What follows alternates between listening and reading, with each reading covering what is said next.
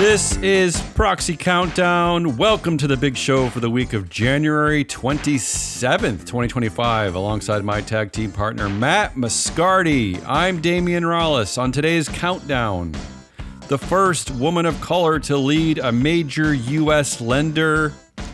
The new COO of T-Mobile is getting pampered. A proxy fight is avoided at Pfizer. Anti-DEI shareholder proposals continue to fail miserably. And on the big votes, our top voting recommendations. We'll start with the trade wire. Srinivasan Gopalan is the new COO at T-Mobile. He will receive $2 million in cash, a giant pile of unspecified equity, and in a true waste of shareholder funds, company-paid first-class round-trip airfare for himself and his spouse and his children for 2 years. This is like a throwback perk. We haven't seen this since the 80s. JP Morgan Chase has raised CEO Jamie Dimon's compensation for 2024 to $39 million. The 8% pay boost puts Damion right on par with Goldman Sachs CEO David Solomon as the best paid CEO among large U.S. banks. Last week, Goldman disclosed that it gave Solomon a 26% raise in addition to a one-time $80 million retention bonus. U.S. Bancorp's next CEO to be first woman of color to lead a major U.S. lender, Gunjan Keja, who was named the bank's president last May, will take the job in April, succeeding Andy Chachir, who will become executive chair. MicroStrategy will now grant new directors a golden hello package consisting of $2 million in equity. Nothing spells independence like a $2 million handshake. That's a lot of equity. Incredible amount. At Pfizer, the Golden Hello package for new CEO Michael Lyons consists of a replacement equity award valued at roughly $28 million and a very eerily specific cash payment of $11,665,108.57. What a ludicrous amount. It's just ludicrous to be that specific. I'm sorry. It just irritates me. And finally, at Telephone and Data Systems, the controlling Carlson family is playing Now I Get to Be Boss musical chairs as brother Walter Carlson becomes CEO, while brother Leroy Carlson becomes vice chair. Walter has been on the board since 1981 and chair since 2002. Leroy has been CEO since 1986 and a director since 1968. Leroy and Walter's sisters, Letitia Carlson and Prudence Carlson, also serve on the board, but don't appear to be eligible to make big decisions. What year is Telephone and Data Systems existing in? I don't even know what Telephone and Data Systems. I see the word telephone. I'm like, this is a real company in 2025. Let's move over to our proxy cage matches. The only big news this week is that nothing is happening at Pfizer. Activist investor Starboard Value decided not to nominate any directors to the Pfizer board. So that's it. Nothing else really going on. Vote results table. We're actually, the proxy season is sort of trickling in. It's kind of beginning. I have 5 big votes to report on. At Micron, these are all large cap companies. At Micron Technology, all directors received at least 94% support. However, SeonPay received 16% against. So there's a little bit of a discordant vote there. Kind of, a little bit. Intuit, all directors received between 92% and 99% support. At Jabil, 40% of voters rejected directors John Plant and Stephen Raymund. This is a really high total. And when you look at the maybe reasons, it's a bit of a head scratcher because I think you could find these reasons for at least 20% of every board. But Stephen Raymund chairs, these are my guesses. Stephen Raymund chairs the nomination committee on a board with only 2 women. And John Plant is already the CEO of an S&P 500 company, Howmet Aerospace, while also serving on 2 other boards. So maybe that's why they're targeting overboarding and they're targeting a board that doesn't like women. I don't know. I mean, but 40%, that's a really high total. It'd be nicer if it was 51%. Yeah, I would like that. Also, nearly 30% of Jabil shareholders reject say on pay. Again, that's a really high amount. I don't really know why. I'm hoping it's partially due to an embarrassingly high CEO pay ratio of 515 to 1. Sorry, there's never a need for that. But again, I don't actually really know why. Their pay plan looks as sort of odious as every other pay plan I see, maybe even less odious. So I don't know. Over 300. The stock is up over 300% in the last 5 years, and the PE ratio is not anything to write home about. I can't understand shareholder behavior. I try every year. I don't understand it. At Costco, all directors received at least 93% support, while the anti-DEI proposal received less than 2% support. And at Visa, average support for directors was just above 98.5%. That's a really happy shareholder group. The anti-DEI proposal from the same proponent as Costco received less than 1% support, really got beaten up at Visa, while a simple request to remove directors if they fail 2 straight votes only received the support from 17% of shareholders. I don't know why that's not just like a simple...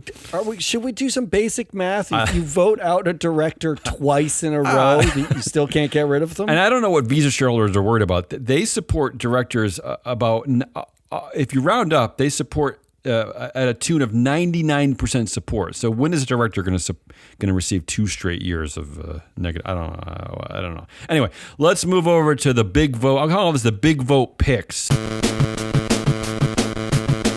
Matt and I had a list of about, I think it's about 10 large cap companies that have meetings coming up. And we both went off on our own and came up with our own sort of suggestions of how you might want to vote. I don't know what Matt looked at. I don't know what he's going to say, but you want to lead us off here, Matt?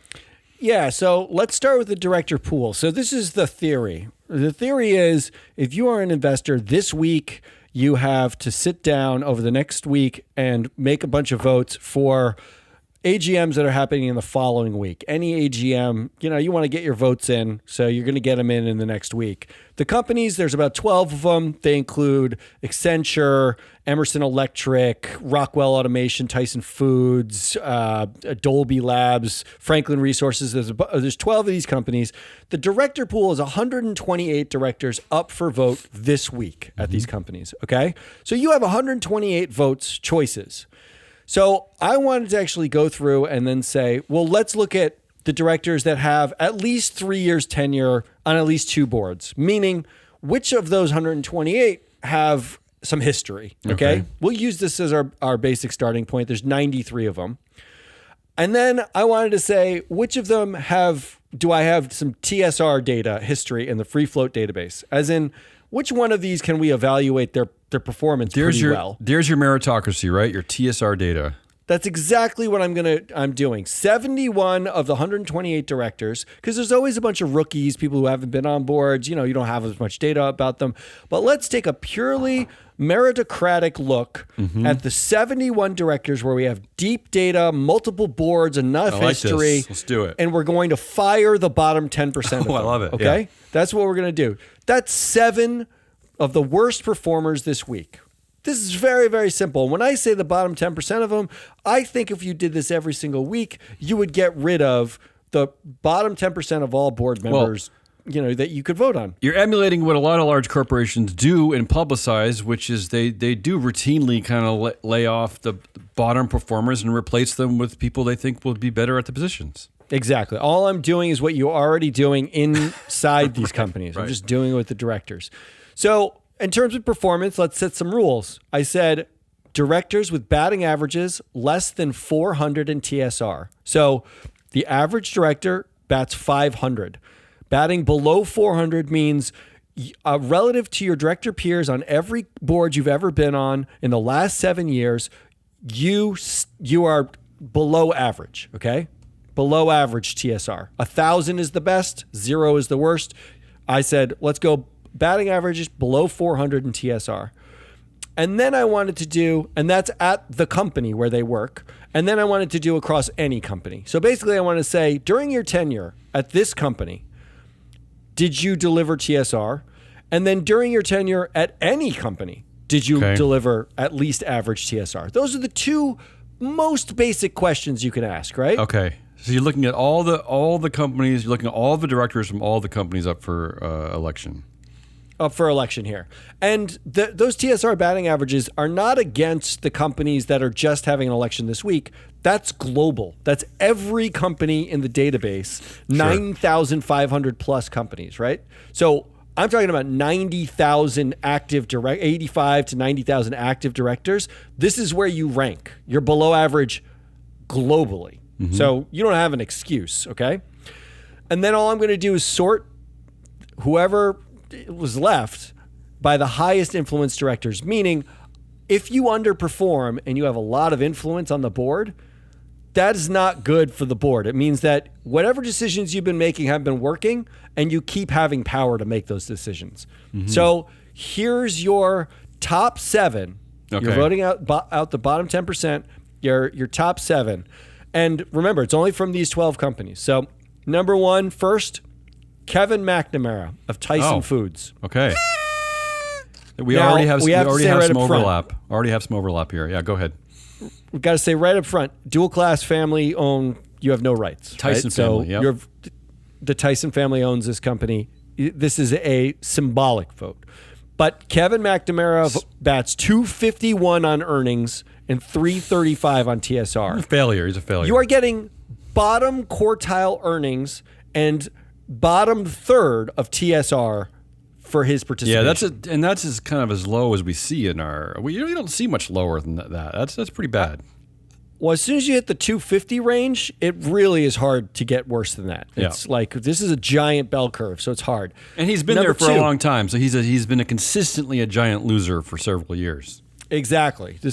We're only focused on consistent losing. We're not focused on like last year losing. I gave him the benefit of the doubt and said just lose over time. He's been there since 2007. Okay, who else? Number 2, Patty Wilson of Rockwell Automation. Patty Watson? Now, I'm sorry, Watson. Yeah.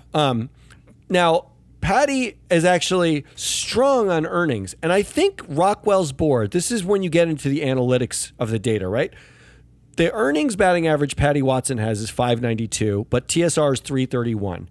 You could easily argue that Rockwell's board is just doing a horrible job selling the company. Right. Because we've seen this the before, board outperforms on earnings, but underperforms on TSR. Mm-hmm. So I went to look at all the board members and their knowledge according to free float data. 28% of the influence on the board has economics background. They're finance people. 16% have building construction backgrounds, but only 5% of the influence on the board is sales. Right. Meaning you could add a board member here. If you get rid of Patty Watson, you could add a board member here that has a more extensive sales background or marketing background, brand awareness, or just a better presence when it comes to that.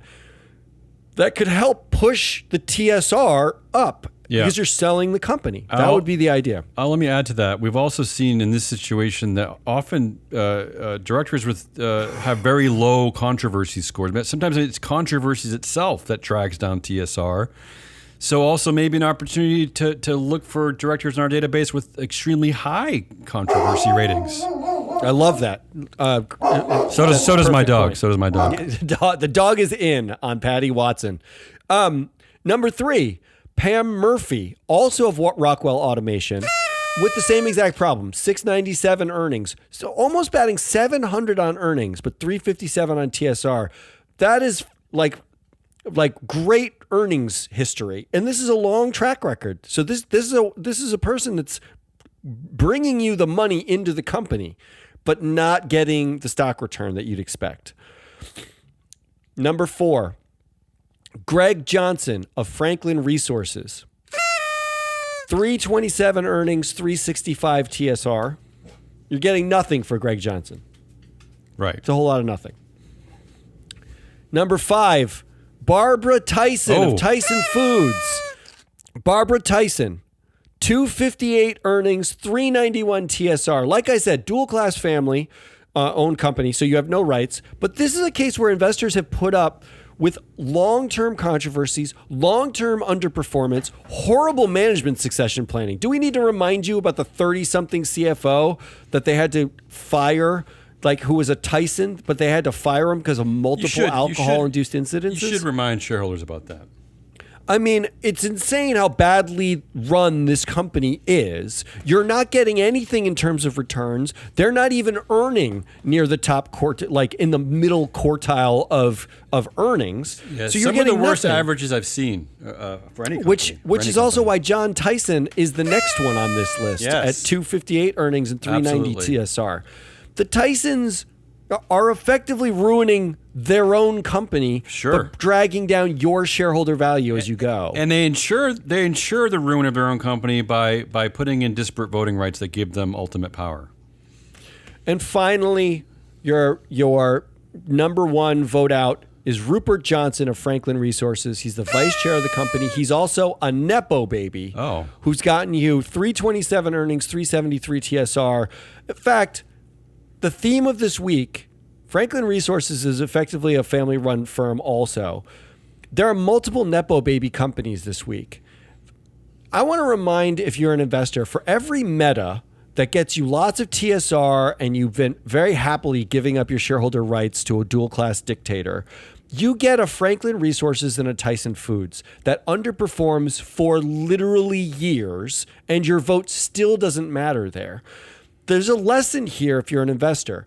A, you should not invest. These are not investable companies over the long term, because the longer that you sit in those companies, you might make your winnings in the short term at a Meta, but the longer you sit in the company, the harder it is to sustain. There are very, very, very few instances where Nepo babies sustain the same level of other companies. Number 2, you can't vote out the directors at most of these boards, but you can vote them out at other boards. You can make it untenable to be on the board of a Nepo company. So think about doing that. So that's my top 7. I mean, that's where I came from. Imagine how ludicrous you must be as an investor that you're trusting a company to handle bird flu that's like running through their supply chain with a company that hires their CFO based on nepotism. I mean, what? Yeah, it's crazy to entrust a company like that. It's just unbelievable. All right, I have a slightly different perspective, although we do have some overlaps in our some of our recommendations here. I'll go in alphabetical order. I only looked at. I'm only going to give recommendations from 3 of the companies. Hey, if anyone listening loves what Matt's saying, what I'm saying, wants us to do deeper dives into the whole list or specific companies, please reach out. I'm going to start with Emerson Electric. I'm going to simplify say on pay for you this year. From my perspective as an investor, if the CEO pay ratio is over 100 to 1, I'm just going to say no to all say on pay. Wow. And it's not a binding vote, so I'm just sending a message. If that's too scary for you as an investor, if you think that's taking it too far, how about we at least agree on this very simple threshold? Let's call it the new 75% of meetings attended. Investors usually vote against directors who fail to hit 75% of meetings. If your CEO makes the average worker pay on the first day of the calendar year, then you vote no on all say. No, really. If it's above 365 to 1, you vote no on any say on pay vote. How about we just create new thresholds to vote against things in other areas? Because otherwise, if you don't have these easy triggers, you're never going to vote for anything. You're never going to do anything. So at Emerson Electric, that CEO pay ratio is 426 to 1. So that's a no. The other thing I'm looking at is gender gap. The gender gap here is minus 14%, which is way too high. So here's another easy trigger for you if you're looking for ways to kind of change your voting patterns. I'm going to say vote no on at least one male nomination committee member if your board has a gender gap of at least 10%, negative 10%. That's a very easy threshold for you. So let's explain the gender gap go ahead. again, just for anyone who does know it. So if you take the percentage of women on the board, for instance, if that percentage is 30% women on the board, but free flow analytics data shows that those women have 10% of the influence or power on the board, that's a negative 20% gender power gap, meaning the women are in the room, but they don't have power. And you accrue power through things like getting chair roles, having large share ownership, not being an other, like everyone else in the room is connected, but you're not being an outlier in some other way. Like basically you are an equal member in that room. So that's how you accrue that power. And that's why this year, a lot of my recommendations are going to include promoting people from within to hold these leadership positions, because this is one area where companies are just kind of failing to do. So at Emerson Electric, you unfortunately only have 4 choices. This is a stupid classified board, so only 4 directors are up for election. So for any people listening who put up shareholder proposals, how about declassification at Emerson Electric next year? But luckily for us, the nominating committee chair is one of those people up for election. That's the CEO of the Business Roundtable, of all things. His name is Joshua Bolton. He has 12% of influence. So goodbye, Josh. That's easy, right? And how about we do something that I've been advocating for a long time, which is we vote out the CEO off the board. The CEO still has a lot of operational power, day-to-day power.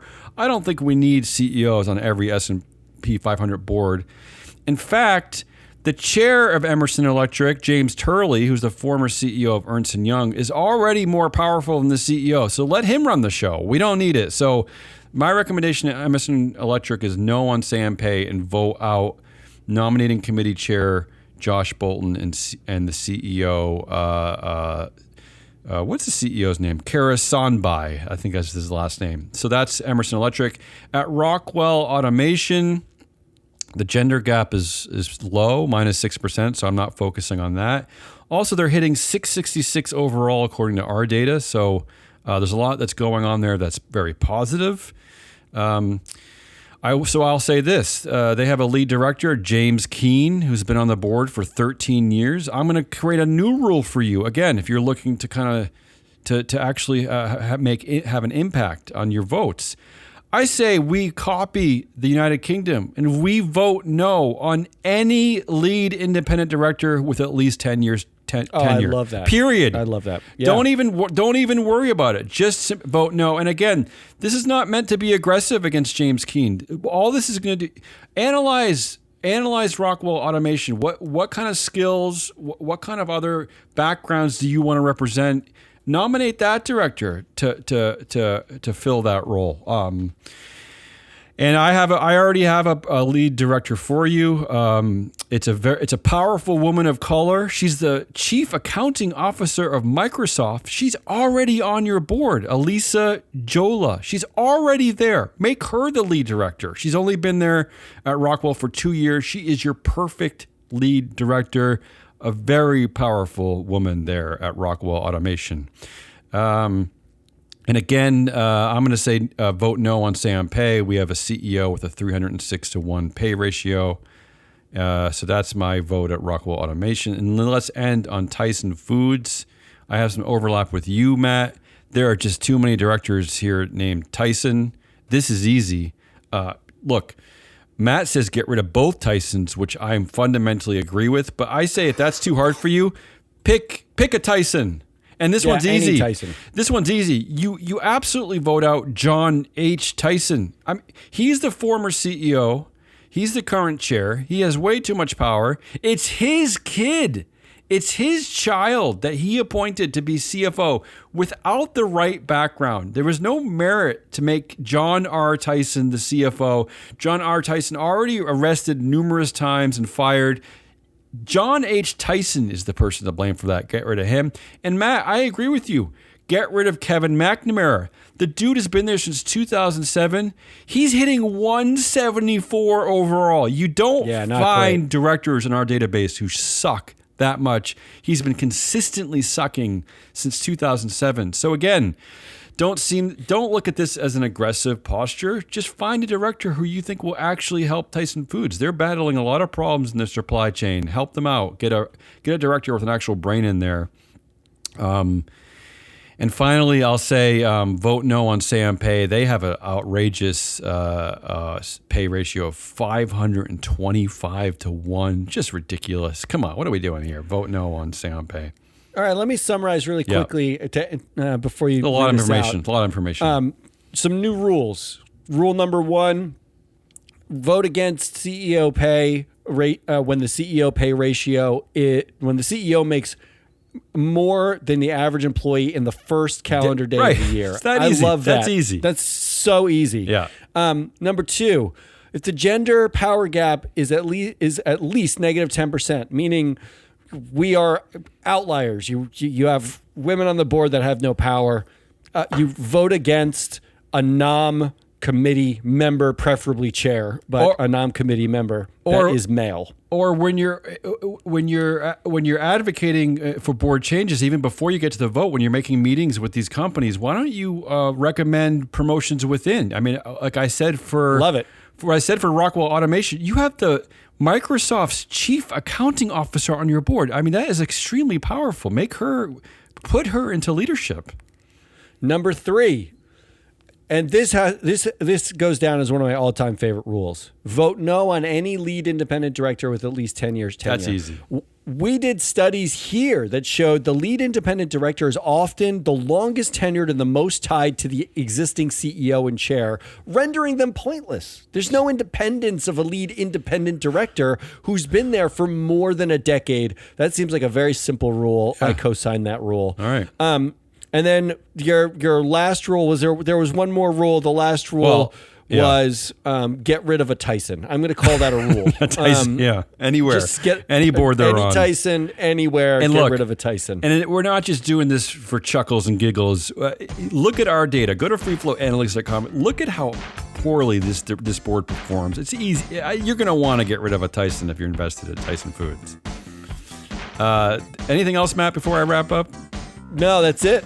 That's the Proxy Countdown for the week of January 27th, 2025. Join us next week when we jump back into the alternative democracy pool. Forever on the lookout for shareholder sharks and wayward directors drinking rancid water. That sounds gross. Let's go.